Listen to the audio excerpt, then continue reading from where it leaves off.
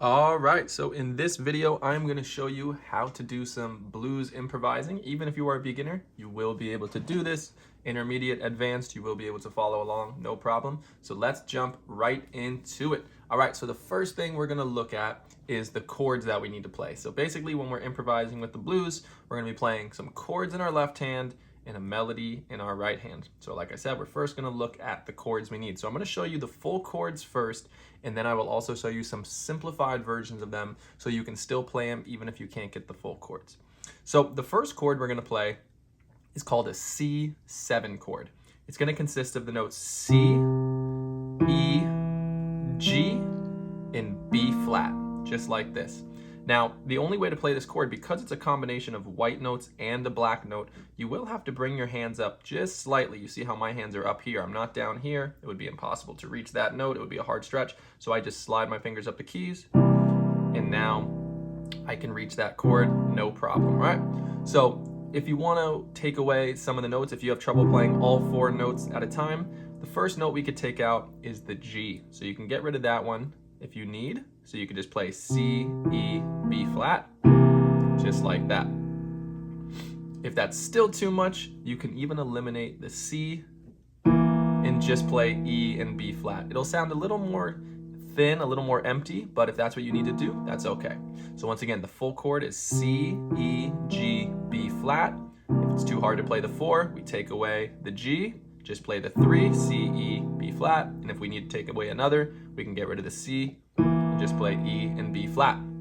So that's the first chord we're going to be playing. All right, the next chord we're going to be playing is called an F7 chord, which I'm going to show you how we can play it. So from this first chord, we're just going to make a few small movements. So basically, we're going to keep the C here. So we're going to play C again, so we don't need to move this. Our middle finger, which was on E for the C7 chord, is going to drop down just slightly right here to E flat. So we have C, E flat. Our finger that was on the G here is just going to slide over to the F, and our thumb that was on B flat is going to come down to the A. So now we have C, E flat, F, and A. Okay, so let's take a look at that again, because playing these two chords, it's not just about knowing which notes you're playing, but there is a specific hand movement that you have to make in order to get there, right? So if I play the first chord, and then the second chord, take a look at how my hand shifts, right? The first chord, my hand is kind of on a diagonal this way so that we can reach the C here and the B flat here. When we get to the next chord, my hand that was in a diagonal is going to straighten out like that so that now my hand can get up there and this can come here. So practice just moving from here to here a few times. The chords, being able to switch the chords fairly easily is the most important thing right now. Just doing that to that. So let's take a look at a simplified version of the second chord, right? So we know our simplified version of the first chord, right? We got rid of the G, C, E, B flat. A simplified version of the second chord would just be C, E flat, and A. We would eliminate the F. So for the 3-note chord versions, you have C, E, B flat. For the second chord, it's C, E flat, A. So if you want to practice the simplified version, by all means, go right ahead. If you wanted the 2-note version of the second chord, you would get rid of the C again and just have E flat and A. So the 2-note simplified version would be E and B flat for the first, E flat and A for the second. All right, so from here on out, when I'm playing the song, I am going to use the full 4-note chords, but you know the 2-note chords. All right, so that takes care of our left hand, right? So like I said, practice switching between those two chords so that it gets easy. It's best to try and do it within some type of tempo, so maybe 1 bar per chord. So for example, 1, 2, 3, 4, 1, 2, 3, 4, 1, 2, 3, 4, 1, 2, 3, 4. So pause the video if you need so that you can work on that until you can get it to play at a nice steady tempo. All right, so now we are going to look at the right hand. So the right hand has a few notes to select from, which we call the blues scale. Right now we're doing the blues in the key of C. You can do the blues in any key, but we are specifically learning it in the key of C today. So the notes that you can use for your right hand are going to be C, E flat, F, F sharp, G, and B flat. Okay, so once again, C, E flat, F, F sharp, G, B flat.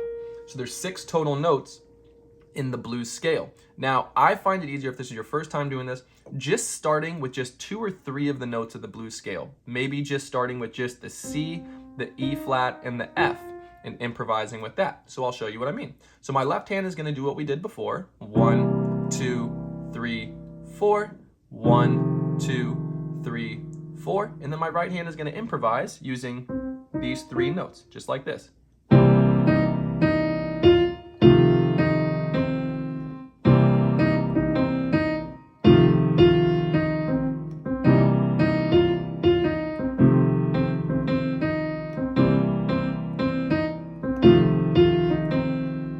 Once you feel like you've got a good grasp on that, go ahead and add in the next note, F sharp. So now you can choose between C, E flat, F, F sharp.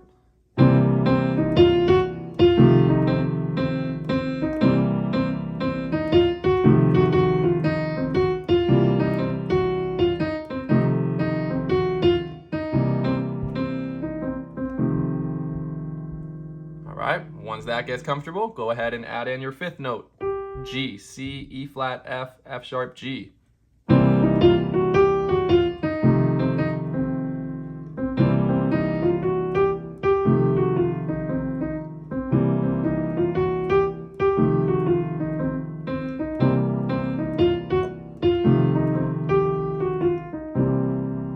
then finally, when you're ready, go ahead and add in that 6th note, B flat.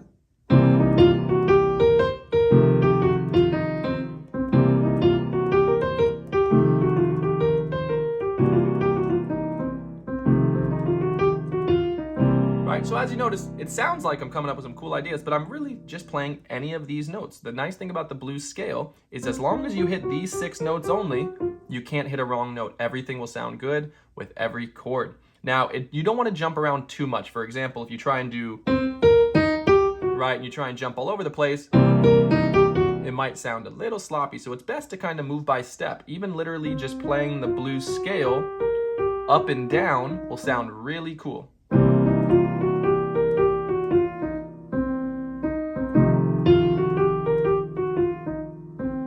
Finally, the last level is if you want to, you can even start getting up into those next ranges of the next octaves, right? So I can go.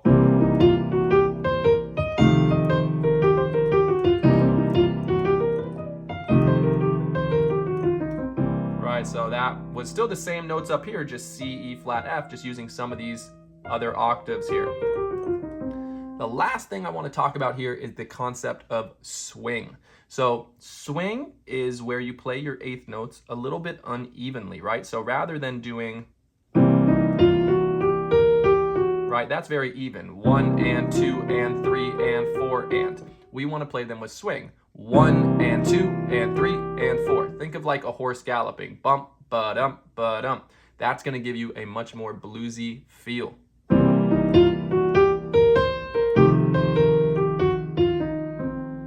So you can have fun with this, play around with it. Like I said, the most crucial part to this though is making sure your left hand can change every 4 beats. 1, 2, 3, 4. Until that gets comfortable, it's going to be hard to improvise. Now, a quick tip here if you are having trouble getting your hands to work independently of each other. My melodies, right, were a little more complex in that I'm doing a lot more, right? I'm moving around a lot. But if you have trouble with trying to do all that and your hands start to go all over the place, just start with very simple melodies, just like 2 notes like this. 1, 2, 3, 4, 1, 2, 3, 4, 1, 2, 3, 4, 1, 2, 3, 4. Just to start developing the independence. Then get a little bit more, maybe 1, 2, 3, 4, 1, 2, 3, 4, 1, 2, 3, 4, 1, 2, 3, 4, and then you can keep adding more and more. It's always best to start more simple, and then as that independence goes, you can add more. All right, so this was just a nice little introductory lesson to learning about the blues and learning to improvise. Improvising is all about letting your fingers kind of move around on their own. Use your ear, let your ear dictate. Do I want to go higher? Is my ear telling me to go lower? And have fun. The more you do it, the better you will get. If today's your first day of trying this, try not to get too frustrated. It's your first day of doing it. It will take time, but you will get it.